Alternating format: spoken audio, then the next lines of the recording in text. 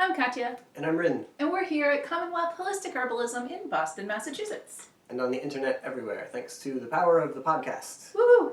Whose power is intermittent, but in no wise diminished. How about that? It is like a torrential rainstorm, and the power has flickered off and on several times today. Just enough to have to reset the clock on the stove, but not enough to, Yeah. So we're doing great is what we're saying. And we hope you are too. And we hope you haven't missed us too much. But here we are, and it's time today to talk about slippery elm and about cat's claw. Which I'm pretty excited about. These are some exciting barks. These are... now... Cat's claw bark is a good bark when you've been clawed. No, I just have that... woof, meow. Yeah. No, I get it. I just have the Who Let the Dogs Out song with the barking. I will not sing it, so don't worry. Yeah, Thank you. You're all welcome. So those are our herbs to talk about today. But before we get to that, it's December. There's still time left in the month, and that's good news for you because all December long we have our sale. It is 20% off of everything. That is one individual course, or a bunch of courses, or a whole program, or everything we've got. It's up to you. It does work on payment plans, so if you are enrolling in one of the large bundles and doing a payment plan, don't worry, it will automatically take 20% off of every payment for you. Mm-hmm. You don't even have to think about it, it will just do it for you. Yes, and new, shiny, available for you now, is that you can also give courses as gifts. Yes. Yes, there's an option. Yes, so when you are at checkout, you just click the little box that says this is a gift, and then it'll open up and it'll give you a space to put in the recipient and a gift message and all that kind of stuff. If you want to give a gift and you have any kind of trouble with that system, just email. We're at info@commonwealthherbs.com. We will totally help you out. You maybe have been listening to us for a really long time and just been like, hey, those people make a podcast I like. You can email us at info@commonwealthherbs.com and yes, we will write back to you. We will. We encourage this. We do. You're going to need to know something, though, for the sale, which is that there's a code. And the code is kindness. Yes. Yeah. Kindness. Don't forget that part. It's important to remember kindness. Don't forget the kindness. Yes, exactly. Or you don't get your sale price. Yeah. Sure, that's how this works. Why Yeah.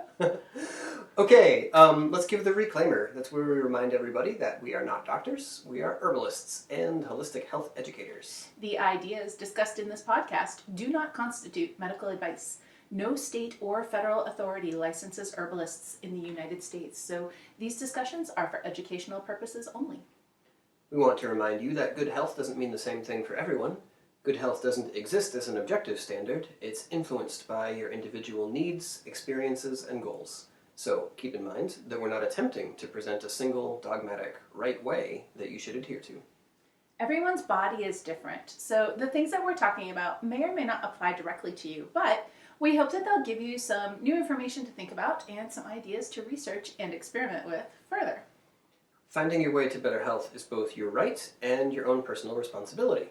This doesn't mean that you're alone on the journey, and it doesn't mean that you're to blame for your current state of health, but it does mean that the final decision when you're considering any course of action, whether it's discussed on the internet or prescribed by a physician, that's always your choice to make. Yeah. So, let's turn to the slipperiest bark around. That's slippery elm bark. You know, I feel like whenever we talk about slippery elm bark, we say slippery elm, work with marshmallow instead. And then we talk about marshmallow. Yeah. Slippery elm, work with this only for people who really, really need it. For someone who's convalescing after a serious accident, for someone who's got a chronic disease and it's really knocked over their digestive capacity and they need something nourishing and easy to digest, and hey, that's slippery elm. That's pretty great. But save it for only that situation. Yeah, or like during chemo kind of a situation, because it's safe and, they usually have a lot of trouble eating, and so it's like, and chemo is very drying, so it's like, okay, this is a super moistening, nourishing thing. Yeah. But like, you see how the theme here is like very serious situations, Right. and like everything else marshmallow root. Yeah. Well, we've taken that advice to heart, possibly a little too strongly, and so I wanted to share that with you, right? What happened was we moved, and this was a while ago now, right? This was a year ago and 2 months. But who's counting? We are. We are, yes. But we moved, right? And so we moved all of our herb jars, and we were looking at things we hadn't looked at closely for a minute, and I was like, wait a minute, there's this whole jar of slippery elm in here. Wait, there's this whole backup bag of slippery elm in the cabinet, and it's just been waiting and sitting around because slippery elm is for someday special. Right? For someone who really needs it, all of those words capitalized, right? Yeah. And like bold font. Yeah. And there we were, letting it sit there, and here's the good news. It didn't go to waste, because it's a bark, and barks are pretty resilient when it comes to storage. And part of the reason that we forgot that we had it was because it was in dark storage. Right. Like, it was in a tub, like all closed up in a cool space that was dark. So like all the degradation factors were controlled for. Right. Yeah. Right. But still, you don't want to leave things forever. And so after the move, I was like, well, I'm going to put some slippery elm in my tea from time to time. It's going to be so nice. And you know what? It is. It is. That's what I kind of wanted to come around and say, is that we don't want to waste this herb, right?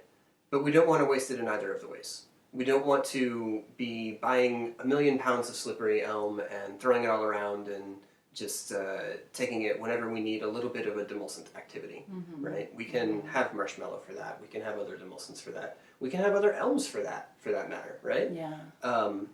But slippery elm, yeah, we should treat it with respect, because it is an at-risk plant, and we don't want to exacerbate that issue any further, right? But on the other hand, don't waste slippery elm by like buying some and then saving it for the really serious case. The next person with the big digestive discomfort. Yeah. No, the other time when I need a nutritive food that's got a vulnerary impact on the guts, while it's also getting you some minerals and so on.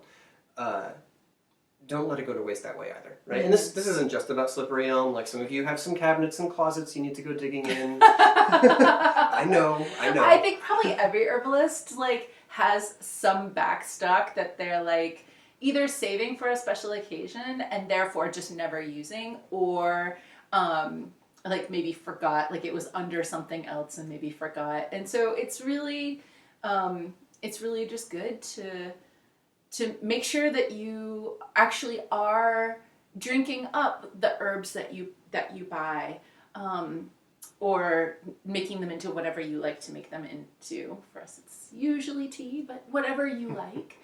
Yeah. So, but in the course of that, I kind of like had a reappreciation for slippery elm, and like, this adds a moistening element to my tea formula. I can put in some ginger and some fennel and some catnip, and maybe even some sage and a little bit of slippery elm, like marshmallow. It's going to help to reduce the drying impact of the formula, or even balance that out, depending on how we formulate and our proportions and so on. But it also has a nice flavor of its own. It's sweeter than marshmallow root is. It's more pleasant if you were to taste it by itself than marshmallow root. And that's nice. That's very nice. I mean, it's kind of like just the more intense version of marshmallow root. And listen, marshmallow root is super, super sustainable, and because you can just grow more of it next year. It does everything that slippery elm will do, but like to 9, and slippery elm is to 13. Like, like marshmallow is just nearly at 10, but then, okay, slippery elm, it just is amped up, Right. More demulcent, if you can imagine that. And yeah, more sweet, and a little bit more nutritive, and a little bit more, yeah. Yeah. And demulcent really in the slime way, right? In the mucilaginous way, as opposed to, we've talked in I think, not so recent episodes, but other ones, about licorice and about fennel, and how they're demulcent, but not really mucilaginous, right? They're not slimy, they're velvety and coating, and they have that feeling of soothingness, right?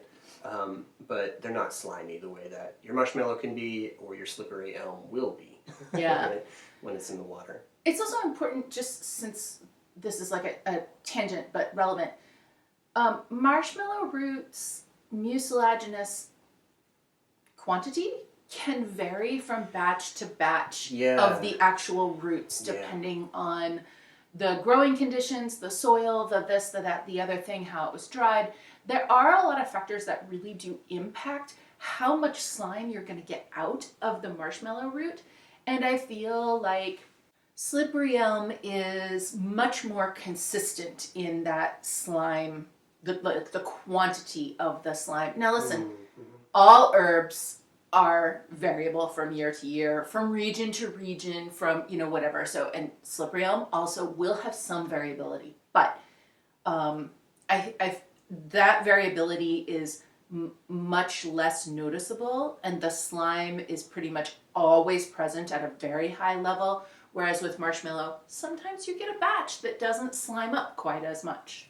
It doesn't mean that it's not doing other good things. It just doesn't. Sometimes you really want that thick slime, and occasionally you get a batch of marshmallow that doesn't slime up quite as thick. Right. So the mucilage, the slime, that's something you really have to consider when you want to work with slippery elm, and when you want to work with it as tea, right? You want to do a water extract of it. And so there's a couple things to know about that, right? So first off, if you get the like shredded bark, the cut and sifted form, and you put some in a jar and you pour water on, it will get quite thick. Depending on how much water and how much bark you've got, it can get so thick that you take it and you pour it into a strainer and it sits there. It will never strain. And like a few drops come out, yeah. But most of it is just sitting there in this hydrocolloid matrix, mwahaha, right?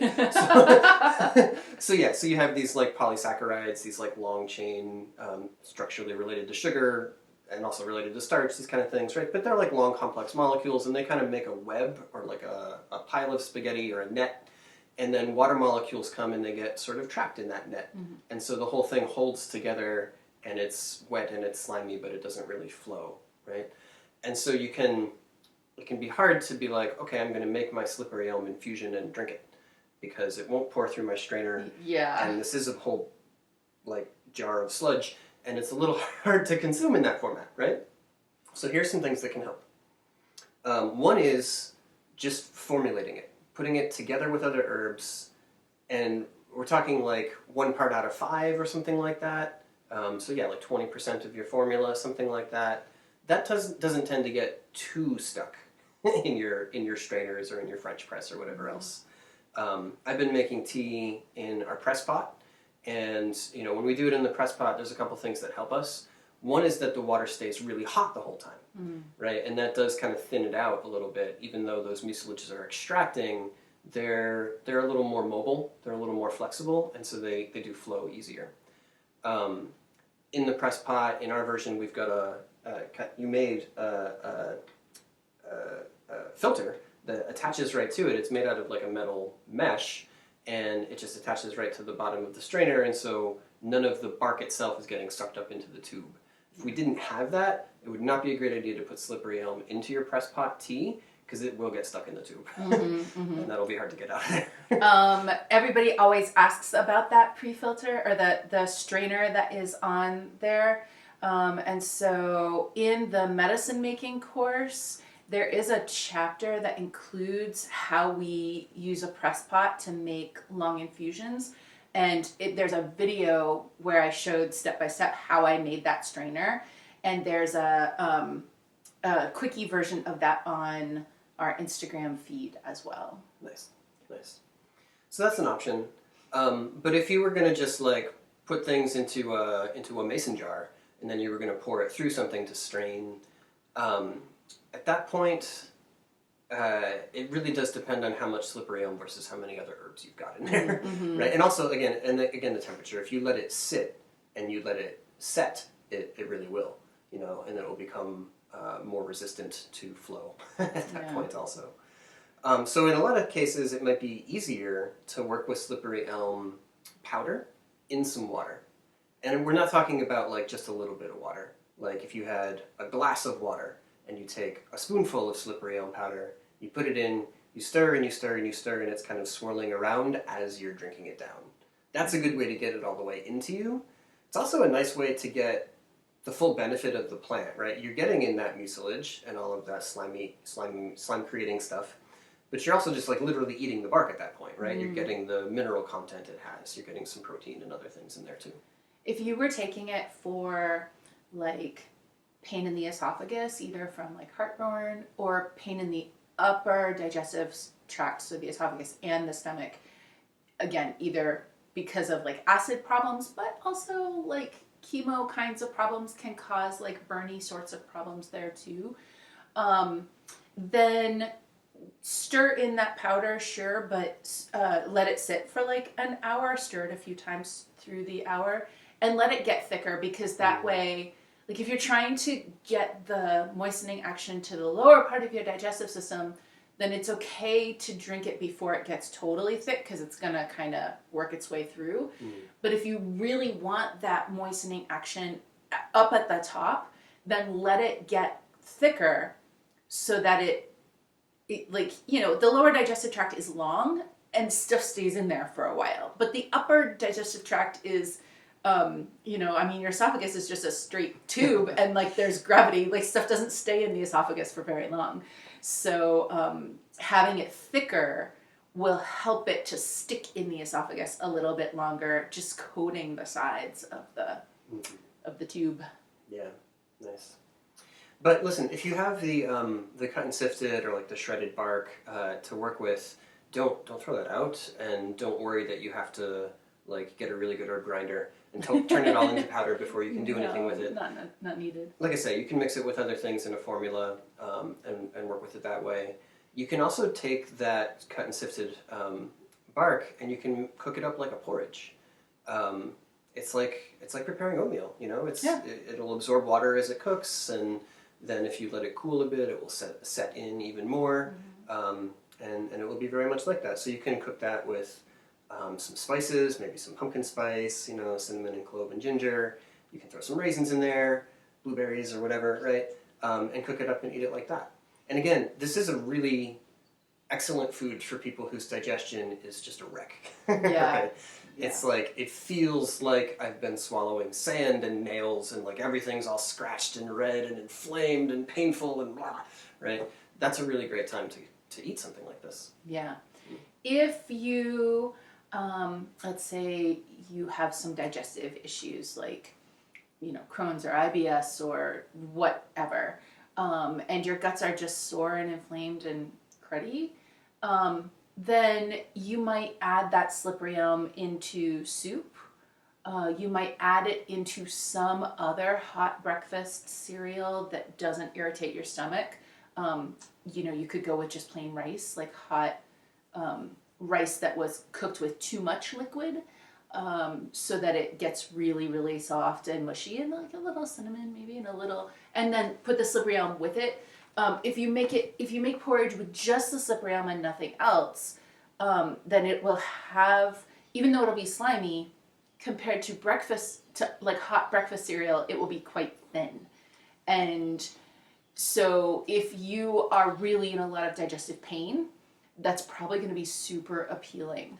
But if you're in like medium digestive pain, then the amount of appealing that it is might not be enough to like make you really want to do it as often as your digestive tract would like you to. So you can kind of like decide like how much do your guts hurt, and if they hurt like tons, then eat it straight just how it is. And if they hurt a medium amount, put it in with something else, so that you are definitely getting it, but it might be a little more palatable that way. Yeah. Nice. Okay, well, shall we talk about cat's claw? I'm really excited to talk about cat's claw. Nice. We when we were looking at the herbs for this week, and thinking about cat's claw, we both, in two different mechanisms, realized that we've kind of we've had a real journey with cat's claw. It's true. It's true. I'd like to read something to you. This is the second monograph that I ever wrote. And you can tell that it is the second monograph that he ever wrote because there's just not enough words. there's so much missing here. It's amazing. So I'm going to read this just as it is, and we'll have comments after. But I bet a lot of you... It's not even a whole page. We'll also have comments and thoughts about this as we go along, right? So I've got on here cat's claw, Uncaria tomentosa, parts used, bark and root, taste, bitter, woody, astringent, constituents, pentacyclic and or tetracyclic oxindole alkaloids, tannins, saponins. Actions, anti-inflammatory, immune stimulant, digestive tonic. Indications, cat's claw is useful for treating rheumatoid arthritis, reducing inflammation and, to a lesser extent, pain. As an immune stimulant, cat's claw has gained widespread use, even being used in therapies for cancer and HIV. It was traditionally used in Amazon cultures as a daily immune tonic and gastrointestinal cleanser. It has tonic and healing actions on the digestive system for conditions ranging from gastric ulcer to parasitic infection to colitis. Cautions. Women trying to become pregnant should avoid cat's claw. It can be an abortifacient. It may be avoided by those with any chronic conditions resulting from overstimulation of the immune system, such as lupus or multiple sclerosis. Preparations and dosage: decoction of cut and sifted herb or a powder. Tincture. Tannins in the herb are released in an acidic medium. Add a dropperful of tincture with some lemon juice to a quarter cup of water. Sorry, my voice is giving me away here. And then lastly, capsules, 300 milligram capsules 3 times a day. Wow, I have notes. Yeah. First of all, the word used is in here like 12 times. And you know we don't do that anymore, right? And it's been a long time. It's been since, well, this was 13 or 15 years ago now. Yeah, you wrote this a million years ago. Yeah. I mean, you can even just tell because you have very little to say, and none of it is your own words. Absolutely not. Like, all of this was copied from somewhere, and...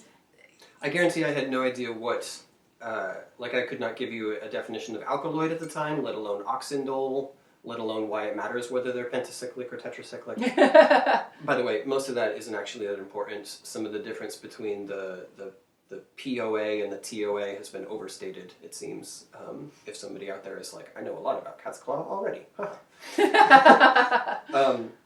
look, like, that is a problem. Energetics isn't addressed here at all.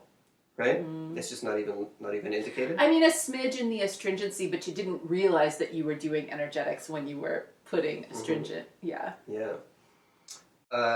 Digestive tonic is not descriptive enough as an action, you know? Unless you literally mean that it exerts a tonifying impact upon the digestive apparatus, but I don't think that's what I meant at the time. Plus gastrointestinal cleanser, what does that even mean? Very nice. Yeah. And then also, I don't regard cat's claw today as an effective abortifacient herb. There are no effective abortifacient herbs. That's a big reason. Yeah. I also don't have really any concern. I don't have any generalized concern about cat's claw with autoimmune issues, especially MS. Yeah. See, what that is leaping from immune stimulant to therefore contraindicated in all states of autoimmunity. In fact, there's research out there, which I've become aware of, which indicates that this has actually been very, very helpful for people with autoimmune arthritic conditions, and specifically helping to bring down the inflammation there. And, you know, today, we can talk about this more in a moment, but, like, we'd think of cat's claw as, at most, a selective immune stimulant. And, in fact, in a lot of cases, the palpable or the observed effect of it is to, like, calm down the arm of the immune system that we call inflammation. And to sedate that in some ways, rather than to stimulate that. Which makes it, in fact, helpful for people with, like, chronic inflammatory diseases, and that is often a component of autoimmunity. I like how in the preparations and stuff, there's, like, weird specificity in some places and then not enough in others. Like, how do I even make my decoction out of cut and sifted herb? Like, where do I start? Or whatever. I don't even have any idea what was going on with the tannins and the acidic medium and all of that. Like, none of that's accurate, by the way.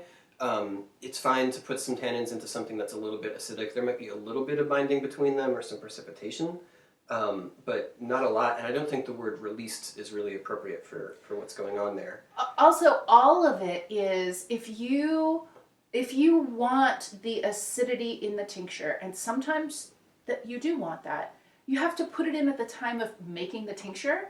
You can't just put the tincture into some water with some lemon juice and get the same effect because the plants aren't there anymore. Like Right. that, the action of the acid on the tincture is acting on the plant matter and helping to release certain constituents. And we could have a whole debate about whether that's really the case or if it is just like some hyper specific and it doesn't really matter in the like functional aspect. Mm-hmm. And that debate would be probably different from one herb to another. Yeah. But yeah. Yeah. So, yeah, we can do better. Yeah, well, and the thing is that, listen, like, you were just learning herbalism at the time. It was, like, the concept of writing a monograph was really new. And so part of the reason to share this is that all of y'all are also learning herbalism. And for you, maybe writing a monograph is new and intimidating and whatever. And so the first lesson here is just write it. It doesn't matter. It's not written in stone. And it turns out that actually things written in stone are not as, they're more permanent than paper, but they do wear away. But like, whatever level you're at right now, just take some notes. And if the notes that you're taking are pure research that you are just getting from other sources, that's fine. You have to start somewhere. So start wherever you are now. And I guarantee that wherever it is that you're starting, 15 years from now, when you look back at it, you will laugh at it just as much as we just did on this one, because in 15 years or in 25 years or in however many years it is, you are going to learn so much. Yeah. So that, and then one other thing I do want to mention is that, because we were saying that there's no personal experience in that monograph. Right. And, people all write their monographs in different ways. And there's no, like, virtue in writing monographs. There's no, like, inherent on its own value in that unless taking notes helps you to learn. Yeah. Right. But the thing that there is value in is personal experience. How does the plant feel when you work with it?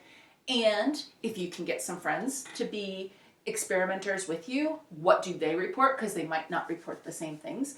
And so if you're going to write a monograph and you are like, every monograph I've seen has been really science-y or has been really highly formatted or lots of things that maybe you don't feel like you would normally do, the single most important part of a monograph is your personal experience. Well, and maybe also the Latin name, you do need to know that. but your personal experience with that plant honestly is more important than all the other stuff, and plus you can look up all the other stuff anytime you need to. Yeah. Yeah. Right. So yeah, at the time I didn't really have personal experience with cat's claw. And honestly, it's not one that I've worked with a lot, like day in and day out, over the years. But honestly, I think you have done more direct consumption of cat's claw than I have. Yeah. And the funny thing is, okay, so we make fun of your monograph. But also we now have to tease me because, we always talk about don't put herbs in boxes. And we have to say this because human brains want to put things in boxes, like in categories, that is a thing. And it's just the way that human brains organize information. And so we have to be really aware of that and work to keep the broad spectrum and like multifaceted and nuanced information about all the different things that we're learning. It doesn't matter what it is. It could be any topic. And so when I first started working with cat's claw, I had it in my lime box because I was working with it to support clients with Lyme. And all I focused on was Lyme. Lyme, Lyme, Lyme. How can cat's claw help with Lyme? Okay, well, that was like, I don't even know how many years worth of work, but For years, cat's claw was lime. And then, which is not unusual among American herbalists. oh, yes. Because of the much vaunted bee protocol. Yeah. Yeah. Right. Yeah. So, yes. It really, in the US, you will find almost everywhere, you will just find people reporting cat's claw and lime, cat's claw and lime. You'll probably see stuff about CB57. You might not even know what that means, but you read it in a book by some guy.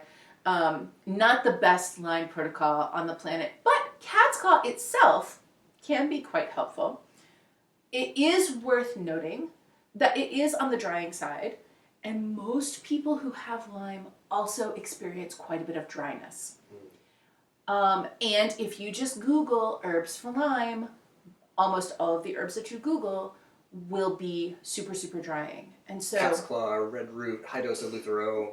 Yeah. And so it is really important to keep that drying aspect in consideration and make sure that you are correcting for it for the person's constitution. But even if a person has a constitution that like before they got Lyme, they weren't a dry person, Lyme does tend to dry people out. So it's always important to pay close attention to that. But correcting for that, actually, cat's claw is helpful for many people with Lyme. Okay, well, fast forward. Then I started to get really interested in cat's claw for joint problems, and in my own body, specifically the joints in the back, the vertebrae, right? We don't always think about the spine as made up of joints, but that's like every vertebrae is a joint, right? They all are capable of that movement. And so I had a spine injury when I was in my 20s, and it has been in like varying degrees of severity over my lifetime since then, depending on how active I manage to stay versus how much I am sitting at a desk.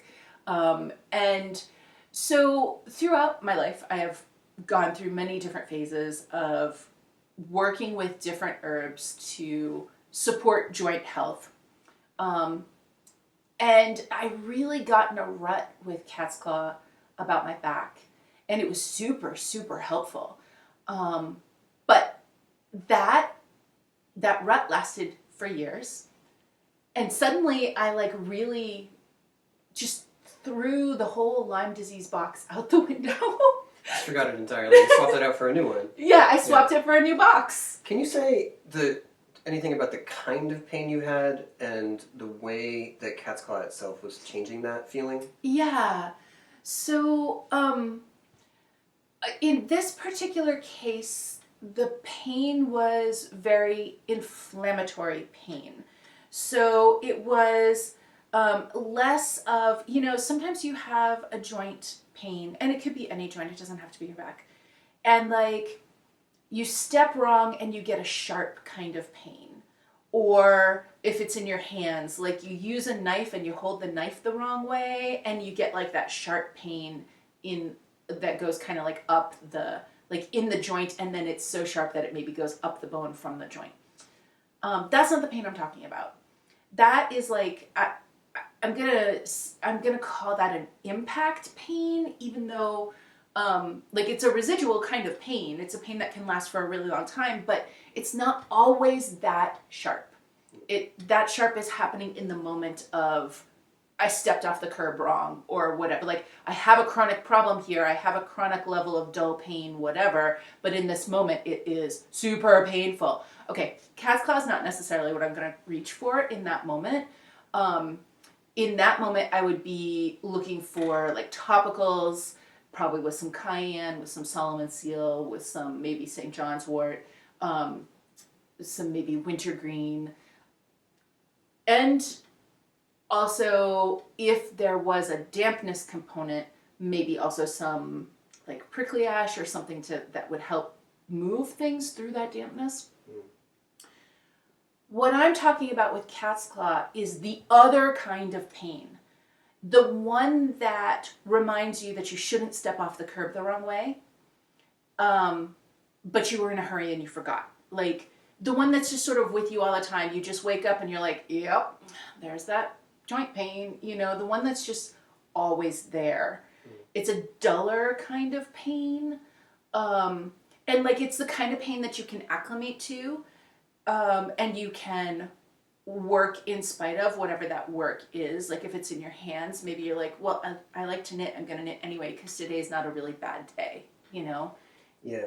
It's not one of these pains that's like enervating the capacity of the muscle to even contract anymore. Mm-mm. You know, like sometimes if you have like an arthritic issue going on, you're like, well, I can get this far, but then if I try to press harder, first I get a spike of pain, and at the same time, all of my muscles don't work. Like kind of, or cramp up, or yeah. No, it isn't that one. It is the old friend pain. It is, you know. And you started off by talking about inflammation, and this is like, again, not like an acute situation of, you know, I smack myself with a hammer and now there's inflamed part there as my body responds. This is like, we've had this fire burning for a while, right? Yeah. It's burning up some resources in there, and it's making everything tender and a little icky, and it's like a slow burn situation, you know?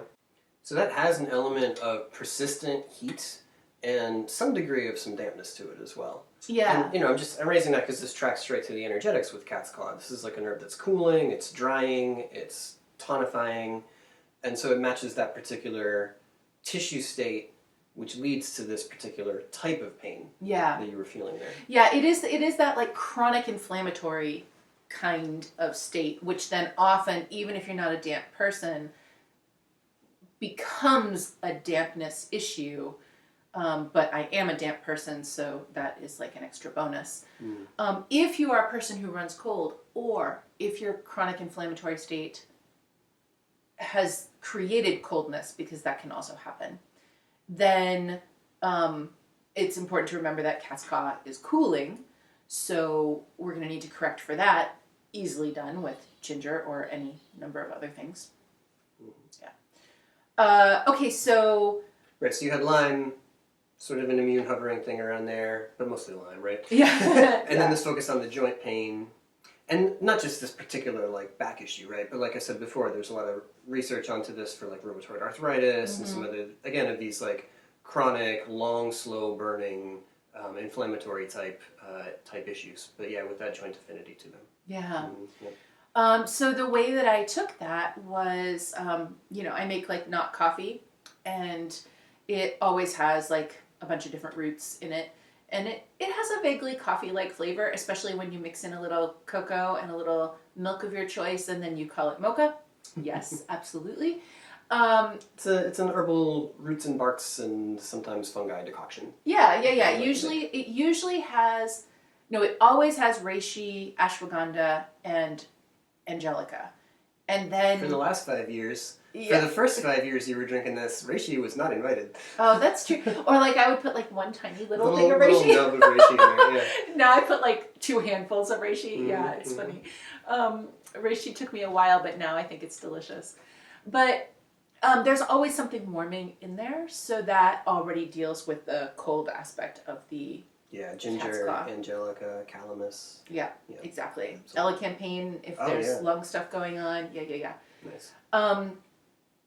Okay, so yes, and I really feel like a water decoction is the best way to work with it, because the water is counteracting some of that astringency as well, but also, oh man, I wish I could put my finger on like a really good science reason about solubility and cell types and whatever. Like, I feel like it is there.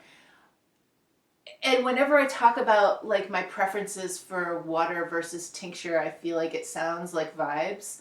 And it's not. It's just that I need to take the time to, like, sit down and work out the math of my reasoning. But there are some things that I feel pretty strongly about. Water feels drastically more effective in my body. Yeah. And cat's claw is one of them. Yeah. You know, I wouldn't say that for blue vervain, for example. Right. But Yeah. We would need to dive in pretty far, I think, because like usually when people talk about cat's claw, it's all of that focus on those alkaloids. We mentioned those briefly earlier, right? Why? Because alkaloids act strongly on mammals, basically, right? Like they tend to have some either a noticeable impact on nerve function, sometimes on immune activity, and that's kind of more where cat's claw falls in. And so they capture attention that way, right? Alkaloids tend to be the thing, if you find one in a plant, that's most likely to be ultimately developed into your syntheticized pharmaceutical. Right. You know what I mean? Right. So that's where they tend to get the attention. But I mean, there's tannins in cat's claw, there's saponins. Most of that would come out in alcohol okay, but it does come out differently in water. Yeah. It feels differently. And the alkaloids also do come out in water. They don't only, alkaloids are very alcohol soluble, but they're also super water soluble. Just try coffee. You're getting so many alkaloids there. Yeah, they're a little promiscuous in that sense. It's a chemistry term. It's a go check. All right. So anyway, cat's claw then got stuck in this like joint pain box for a really long time. But then COVID happened, and especially in the last year of COVID research, which isn't fair. Some of this research does go back to 2020. Some of this research was done really early on and just didn't get a lot of publicity. But a lot of the research about how COVID damages the immune system specifically incidentally tracks very closely with the ways in which HIV damages the immune system specifically, right down to many of the same immune responder cells have the same types of damage, and I'm thinking here specifically of CD4 and CD8. But there's others, but those are two that are like with great big tags on them. And so that kind of damage is really interesting because we already have a lot of research of cat's claw with respect or with regard or working with HIV specifically.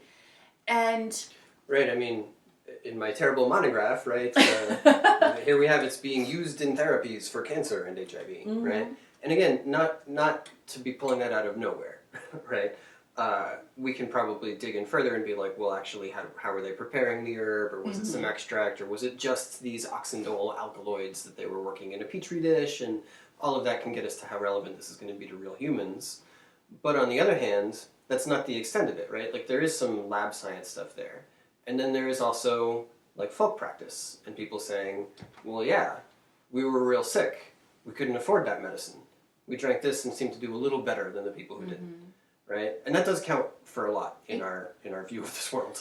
And there's also that like middle place between the lab science and the anecdotal data, which is like maybe we call it the functional science. Probably somebody's already using that term for something else, but I'm going to just say it for this right now. I mean, I'm fine with folk wisdom. I'm fine with empirical observation. Yeah, I guess what I'm thinking about here is like, okay, we took that folk wisdom and we tried it clinically a lot. And now we have some data where we were specifically trying to see if we could instigate improvement. Yeah. Okay, all the folk wisdom also, they were also trying to specifically create improvement, but like we just, do it for listen, science is you test out a theory or a hypothesis, and then you get a result, and then somebody else tests it out too, and then lots of people test it out, and then we all compare our results, and then we say, hey, they look like they're the same, or they're not the same, or whatever else. And so really when we of this generation, of this time and place, are doing like clinical, not even trials necessarily, but just working with it clinically as herbalists, we're just adding to the base of research that allows us to draw conclusions. It's not like science was invented when laboratories were invented.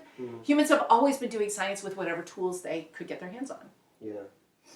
Anyway. Okay, COVID, right? Yeah. So now I have swung right back around to the immune actions of cat's claw. Yeah. And so now I've described a situation in which I just oscillated back and forth between two functions. But that still isn't enough because cat's claw has many more actions. even if we just start with the reality that it's astringent, just starting there, there's so much work we can do. Right. Yeah.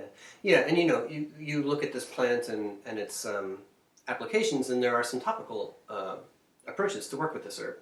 And there, the astringency is going to be really important, right? When we're working on a wet wound, when we're working on like a viral sore, okay, like from the herpes virus family, for instance.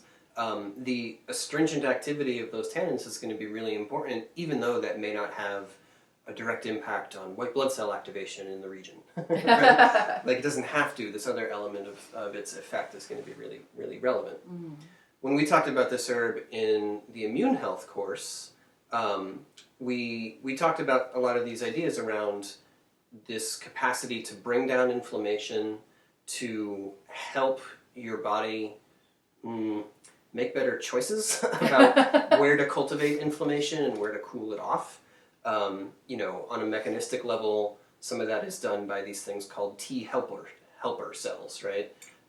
They're a type of white blood cell, but their job isn't to go down and kill things directly. They're also referred to as immunomodulators, right? They're like managers. Yeah, yeah. Like really good managers, though, not managers you don't like to work for. Right. So in a sense, it's like cat's claw can stimulate the activity of somebody who goes in and says, let's cool things down around here. Yeah. Right? Yeah. And so when we hear immune stimulants and it's just like super general, the immune system is so complex and there are so many layers all working together. And so when we hear immune stimulant, that is like wildly generalized. And immediately what we imagine in our mind is dialed up inflammation. But like it's really important to ask what part of the immune system is actually being stimulated here. And because parts of the immune system that you can stimulate dial down inflammation. Yeah. Right. So look, if you want to dig into some studies and some research and some details about immune system cells with names that have letters and numbers in them. There's actually a really great monograph put together by the American Botanical Council folks a while back, and this is one that they've got available for free on their website in the extended version. So we're going to link to that in the show notes here. And there's some cool stuff in there. There's some fun things to see. I find it interesting when you kind of zoom out a little bit and you say like, okay, so here's this plant that has these actions on the chemical messengers of the immune system that are involved in regulating inflammation. And that does connect directly over to, oh, this is an herb where you take somebody and they have these like hot, wet expressions in their body, maybe in their lungs as part of what today we call asthma, or maybe in some other part of their body as some pathology there, maybe in the joints, right, with those like inflamed, like long, slow burn things going on. And the herb comes in and it cools that down. And it dries it up a little bit, and it helps things to function a little more smoothly. So these are two ways to look at or talk about or kind of work towards the actual experience of a living person who feels bad, drinks some cat's claw a bunch of days in a row, and starts to feel better. Yeah. Okay? Yeah. So I think I bring that up because that's like a way to think about how do we get out of boxes? How do you get out of the box that you've put an herb into, right? So coming at it from more than one perspective, I think, is really handy. To say, like, all right, well, what does folk practice look like? What does ancient practice look like, if we have any information about that? What is some, like, if I go to PubMed and I put in the name of my herb, what comes up there is, like, the newest thing, right? Or a recent review that's digging into a whole bunch of papers put together. And then ask a bunch of other herbalists what they do with it, right? Because that's another important point of our compass of information sources. Yeah. So, that's some thoughts on cat's claw and getting herbs out of boxes, some thoughts on slippery elm as well. And that'll be it for this week. But before we go, one more reminder, sale! 20% off everything. 20% off everything, including the immune health course, where you can learn more about cat's claw and lots of other immune helping herbs, stimulating, modulating, all those things. Yeah, that course has a really healthy serving of how to read and interpret scientific studies. But don't get worried because it's hooked directly to Materia Medica study. It's directly into the herbs that you're going to be learning about and how to work with in that course. Yeah. And also, you could take 20% off of the musculoskeletal course if you deal with back pain or joint pain or any of those things. Mm-hmm. And then you can learn more about cat's claw in that context. You could take 20% off the digestive health course and learn more about slippery elm and marshmallow root, and you could take 20% off all of them because it's totally unlimited. You can have as many as you want. It doesn't matter. You could get the entire community herbalist program, which has all those courses and 13 more, 14 more, some more others. More, yes. Indeed. Right, so the code that you need is kindness. It works until the end of December. If you are listening to this way in the future, the end of December 2023. If you are listening to this in the future and you missed it, don't worry. Our sales are semi-annual. They are in July and December every year so that you can plan your herbal learning to fit into your budget. So stock up now is what we're saying for the first half of the new year. Yeah. Mm-hmm. All right. We'll be back soon with some more Holistic Herbalism podcasts for you. Until then, take care of yourselves, take care of each other, drink some tea. Drink some tea. And clean your claws. All right, everybody. Bye.